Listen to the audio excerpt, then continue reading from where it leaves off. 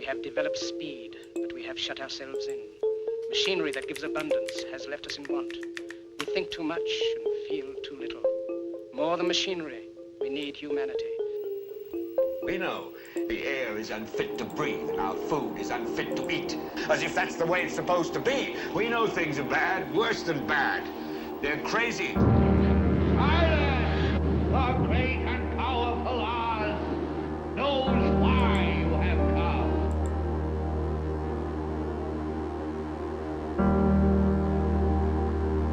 You've got to say, I'm a human being. God damn it! My life has value. You have meddled with the primal forces of nature. Don't give yourselves to brutes, men who despise you, enslave you, who regiment your lives, tell you what to do, what to think, or what to feel, who drill you, diet you, treat you like cattle, use you as cannon fodder.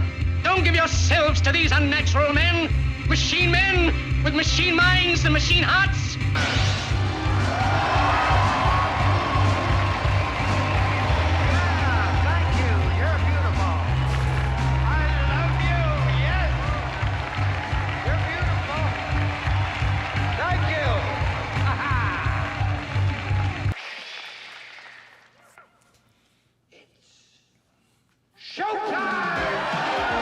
And now, Reality Rants with Jason Bermas. And who loves you? And who do you love?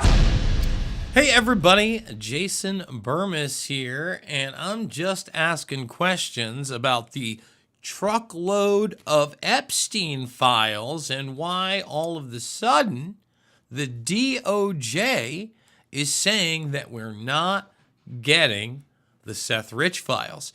And for those that are not in the know, and because there's a complete mainstream media blackout, the Seth Rich files were set to be released a week ago yesterday. So in 6 days, I believe it was March 10th, and allegedly they're holding them back. What does this actually mean? We're going to go to a Gateway Pundit story on that matter, and we're going to play this clip from Pam Bondi regarding the quote-unquote truckload of Epstein files. Now, for those that have been following my work for some time, they know that I have covered a plethora of publicly available documents. And Bondi, I think, is unfortunately somebody that gets this at a very, very, very, very surface level and in no way, shape, or form is really read into the specifics of the case. All right? Probably hasn't read the book Filthy Rich. And Filthy Rich by James Patterson, I forget who his, Mike Maloney maybe? Those two guys and their book, it was sort of a slow burn catalyst for a multitude of the lawsuits led by a guy named Brad Edwards to come out and into fruition, okay? So this is Brad Edwards.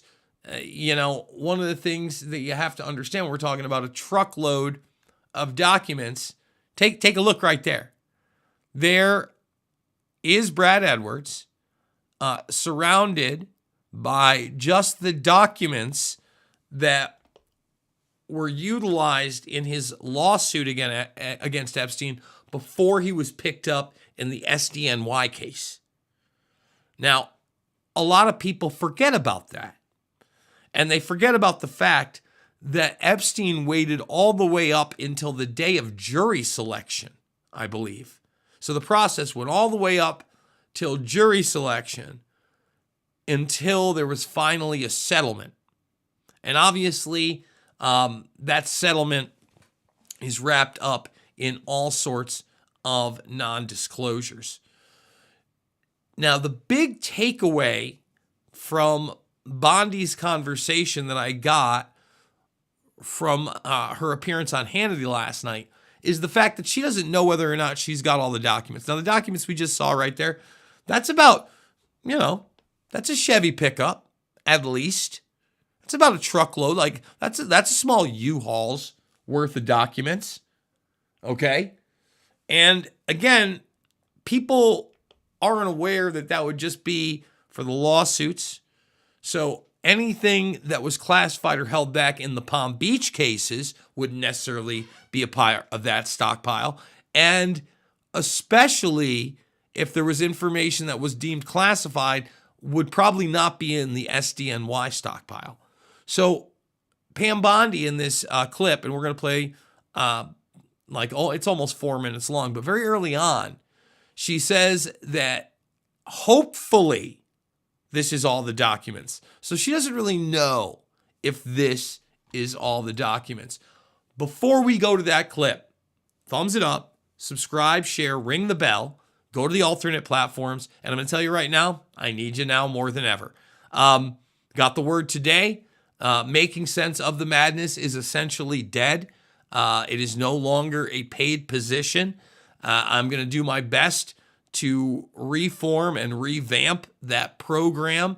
But it really sucks because today, for instance, I interviewed Kurt Weldon and tomorrow's Tony Schaefer, both of Able Danger fame.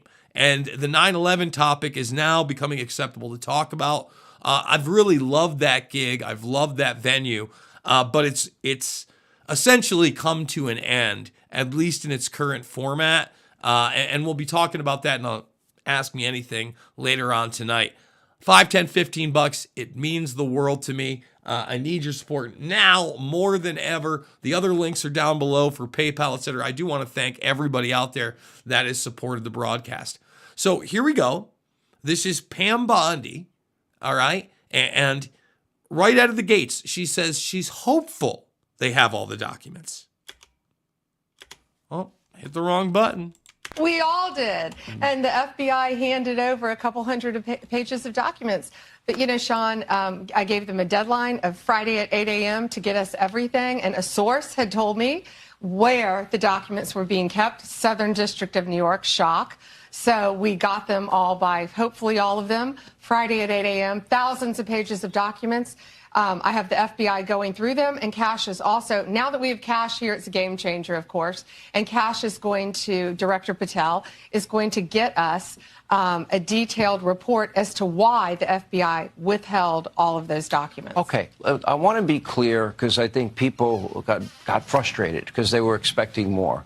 You were expecting more, and you didn't find out less than 24 hours before the release. You got a whistleblower that confirmed that there were way more documents that they were supposed to turn over, and then you found out just before that. Well, sure. And you're looking at these documents going, these aren't all the Epstein files. You know, there were flight logs, there were names and victims' names. And we're going, where's the rest of the stuff? And that's what the FBI had turned over to us.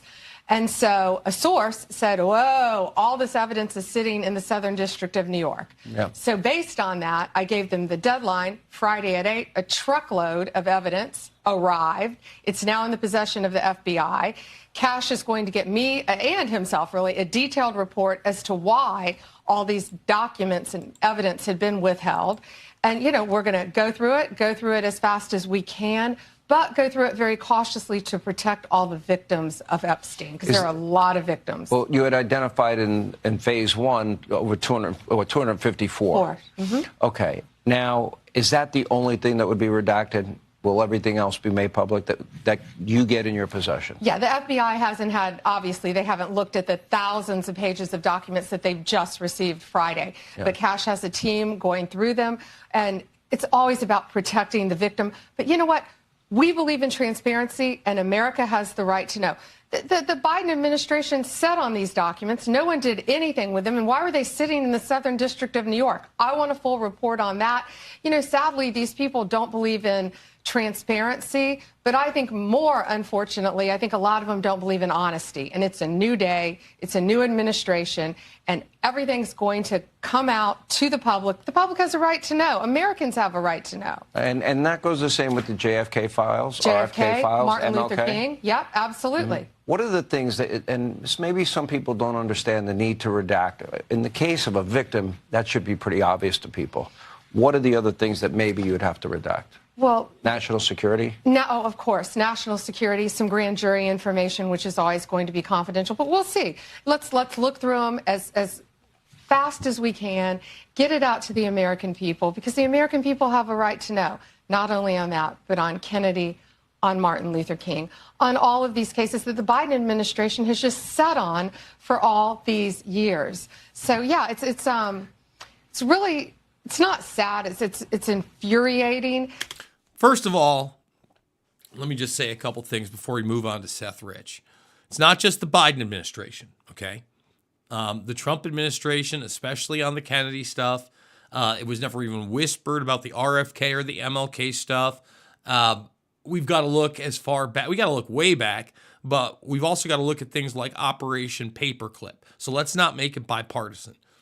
As far as national security things go, if there are things utilized by the National Security Agency and intel communities that are illegal and involve children, does that mean that that stuff is going to be redacted? I get the names, I get the grand jury stuff. I think we need to remain skeptical. Now, jumping into this article, probably going to read it top to bottom. All right. The Seth Rich stuff, supposed to be coming through the DOJ March 10th. A lot of meat on that bone, I truly believe. And this article, it's WorldNet Daily, has republished the Gateway Pundit.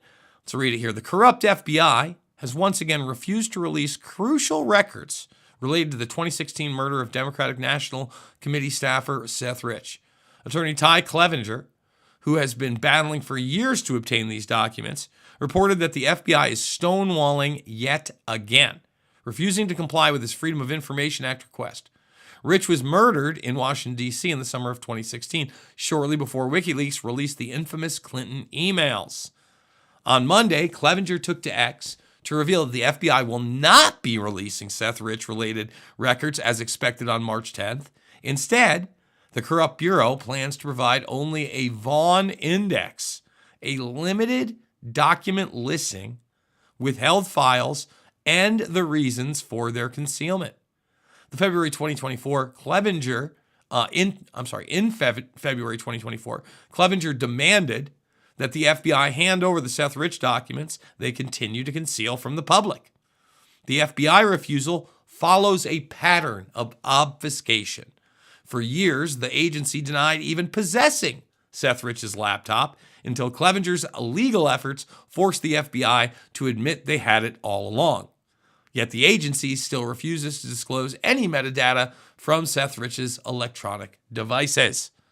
Even more damning, Clevenger has already uncovered proof that the FBI improperly withheld pages from the CrowdStrike report related to the alleged 2016 DNC hack, an event that conveniently became a political weapon against President Donald Trump. The fact that the FBI continues to suppress these documents suggests there is more to the story than they are willing to admit. Here's Ty Clevenger's full statement from X on Monday. The DOJ told me this afternoon that we will not be getting any Seth Rich records on March 10th. The FBI only intends to produce a Vaughn Index, which gives a brief description of what they are withholding and why. That means the feds are not even willing to produce the metadata from Seth's electronic devices. I'm not thrilled about this, but we're playing the long game. In the same case, I can already prove that the FBI improperly withheld pages from the CrowdStrike reports about the 2016 DNC hack and was published by WikiLeaks, so this probably won't play well in court. More importantly, Kash Patel and AG Pam Bondi will learn about this, and I suspect some heads will roll. That's long overdue, because the FOIA office at FBI is systematically corrupt. The bureaucrats can run, but they cannot hide. So let me just say this. I am hopeful that this documentation can also be fast-tracked, but just like with the Epstein case, I'm not holding my breath. I want transparency. I want what Pam Bondi said about that to be true. These people that are now in power, unfortunately, only have a cursory idea of what these documents contain because they contain criminal activity at the highest level. So, number one, you really can't blanket release them Because if you're going to do it right, what you actually have to do is you have to create a case, indict them, and then prosecute them. And then as the court system moves and those prosecutions happen, the evidence that you had to use to prosecute them with, that was withheld from the public because of that, then it can be released. So I'm just telling people that anything that we get immediately, and there are no prosecutions, indictments, court cases along with it, is a bit of a shamarooski. It is not really the meat and potatoes that we need. Folks, that being said, we're going to wrap this video up. Like I said, we're going to be doing an AMA later this evening. Need your help now more than ever. Please share the videos. Watch all the documentary films. Go check out the stuff I've done in the past with Patriot TV, with TNT. Some great interviews there. Some really good stuff. I'm going to miss doing that on the regular. And again, $5, $10, $15. It absolutely means the world to me. The links are down below. More videos to come. We're going to get an actual AMA in there. Remember this, guy, it's not about left or right. It's always about right and wrong. I absolutely love you guys, and we'll see you on the flip side.